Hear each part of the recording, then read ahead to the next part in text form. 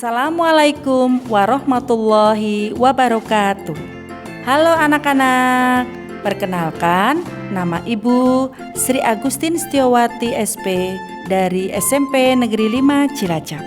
Pada kesempatan ini kita akan belajar tentang aplikasi konsep tekanan zat pada makhluk hidup. Konsep tekanan zat juga terdapat pada makhluk hidup. Misalnya, yang pertama, pada mekanisme pengangkutan air dan nutrisi pada tumbuhan. Yang kedua, tekanan darah pada sistem peredaran darah manusia. Yang ketiga, tekanan gas pada proses pernafasan manusia. Anak-anakku sekalian, marilah kita ikuti penjelasan yang pertama, yaitu tentang pengangkutan air dan nutrisi pada tumbuhan. Xilem dan flum adalah jaringan seperti tabung yang berperan dalam sistem pengangkutan. Air dan mineral dari dalam tanah akan diserap oleh akar, kemudian diangkut melalui xilem ke bagian batang dan daun tumbuhan. Zat makanan yang dibuat di daun akan diangkut melalui flum ke bagian tumbuhan yang memerlukan zat makanan. Jadi, jaringan xilem di sini berfungsi untuk mengangkut air dan mineral dari dalam tanah diangkut menuju ke daun. Sedangkan jaringan flum berfungsi untuk mengedarkan hasil fotosintesis dari daun ke seluruh bagian tubuh tumbuhan. Anak-anak, untuk lebih jelasnya, marilah kita pelajari bagaimana pengangkutan air pada tumbuhan. Perhatikan gambar berikut ini. Jalur pengangkutan air ketika masuk ke dalam akar. Pertama-tama, air diserap oleh rambut-rambut akar. Kemudian, air masuk ke sel epidermis melalui proses osmosis. Selanjutnya, air akan melalui korteks. Dari korteks, air kemudian melalui endodermis dan perisirkel. Selanjutnya, air masuk ke jaringan xilem yang berada di akar. Setelah tiba di xilem akar, air akan bergerak ke xilem batang dan xilem daun. Selanjutnya, kita akan tahu bagaimana proses pengangkutan air dari akar menuju ke daun. Perhatikan gambar berikut ini. Air dapat diangkut naik dari akar ke bagian tumbuhan yang lain yang lebih tinggi dan diedarkan ke seluruh tubuh tumbuhan karena adanya daya kapilaritas batang. Daya kapilaritas batang dipengaruhi oleh adanya gaya kohesi dan adesi. Kohesi merupakan kecenderungan suatu molekul untuk dapat berikatan dengan molekul lain yang sejenis. Sedangkan adesi adalah kecenderungan suatu molekul untuk dapat berikatan dengan molekul lain yang tidak sejenis. Naiknya air ke daun juga disebabkan oleh penggunaan air di daun atau yang disebut dengan daya isap daun. Pada daun, air juga mengalami penguapan. Penguapan air oleh daun disebut dengan transpirasi. Penggunaan air oleh bagian daun akan menyebabkan terjadinya tarikan terhadap air yang berada pada bagian xilem, sehingga air yang ada pada akar akan naik ke daun. Anak-anakku sekalian, tadi kita sudah belajar bagaimana pengangkutan air pada tumbuhan. Sekarang kita akan belajar bagaimana pengangkutan nutrisi pada tumbuhan. Perhatikan gambar berikut ini. Semua bagian tumbuhan, yaitu akar, batang, daun, dan bagian lainnya memerlukan nutrisi. Agar kebutuhan nutrisi di setiap bagian tumbuhan terpenuhi, maka dibutuhkan suatu proses pengangkutan nutrisi hasil fotosintesis ke seluruh tubuh tumbuhan.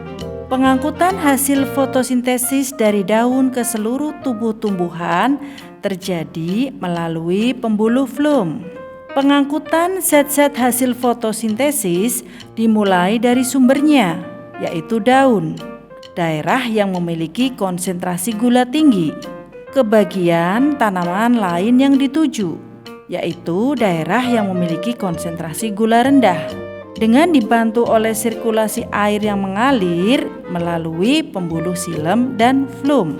Anak-anakku sekalian, aplikasi konsep tekanan zat pada makhluk hidup yang kedua, yaitu tekanan darah pada sistem peredaran darah manusia. Tekanan yang terdapat pada pembuluh darah memiliki prinsip kerja seperti hukum Pascal. Hal ini karena tekanan pada pembuluh darah merupakan tekanan yang berada pada ruangan tertutup. Pada saat jantung memompa darah, darah akan mendapatkan dorongan sehingga mengalir melalui pembuluh darah. Nah, saat mengalir dalam pembuluh darah, darah memberikan dorongan pada dinding pembuluh darah yang disebut dengan tekanan darah. Agar tekanan darah tetap terjaga, maka pembuluh darah harus terisi penuh oleh darah. Tekanan darah diukur dengan menggunakan sebuah alat yang biasa disebut dengan sphygmomanometer atau ada juga yang menyebutnya dengan tensimeter. Selanjutnya, kita akan mengetahui bagaimana cara mengukur tekanan darah. Perhatikan gambar berikut ini. Tekanan darah diukur di dalam pembuluh nadi atau arteri besar yang biasanya dilakukan di tangan bagian lengan atas. Tekanan darah yang normal berkisar antara 120/80 mm Hg. Angka pertama menunjukkan tekanan saat bilik berkontraksi dan darah terdorong keluar dari bilik jantung melalui pembuluh arteri, disebut angka sistol. Angka kedua, yaitu yang lebih rendah, adalah hasil pengukuran tekanan saat bilik relaksasi dan darah masuk menuju bilik jantung, tepat sebelum bilik-bilik ini berkontraksi lagi, disebut angka diastol. Pada proses pengukuran tekanan darah juga berlaku hukum Pascal. Menurut Pascal, tekanan yang diberikan kepada zat cair dalam ruangan tertutup akan diteruskan ke segala arah dengan besar yang sama. Dengan demikian, tekanan darah yang berada pada bagian aorta akan sama dengan tekanan yang ada pada arteri atau pembuluh nadi yang ada di lengan atas atau di bagian tubuh yang lainnya. Selanjutnya, aplikasi konsep tekanan zat pada makhluk hidup yang ketiga, yaitu tekanan gas pada proses pernafasan manusia. Perhatikan gambar berikut ini. Di dalam paru-paru, tepatnya di alveolus, terjadi pertukaran antara oksigen O2 dan karbon dioksida CO2. Setiap menit, paru-paru dapat menyerap sekitar 250 ml O2 dan mengeluarkan sebanyak 200 ml CO2. Pada proses pertukaran antara O2 dengan CO2 terjadi secara difusi, yaitu proses perpindahan zat terlarut dari daerah yang memiliki konsentrasi dan tekanan parsial tinggi ke daerah yang memiliki konsentrasi dan tekanan parsial rendah.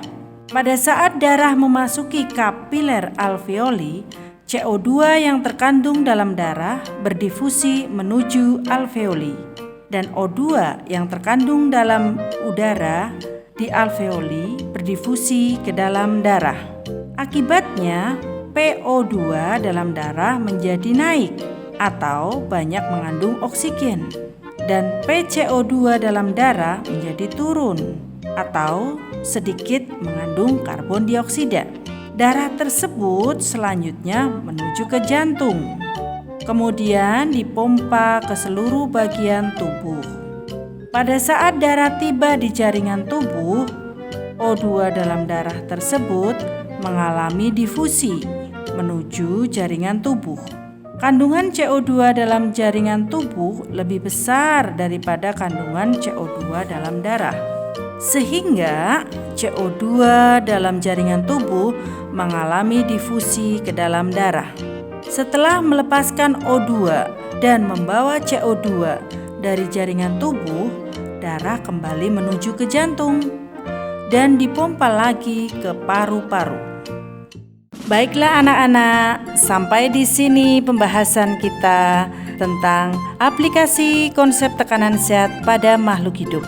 Semoga bermanfaat, tetap semangat belajar, jangan lupa jaga kesehatan ya. Wassalamualaikum warahmatullahi wabarakatuh.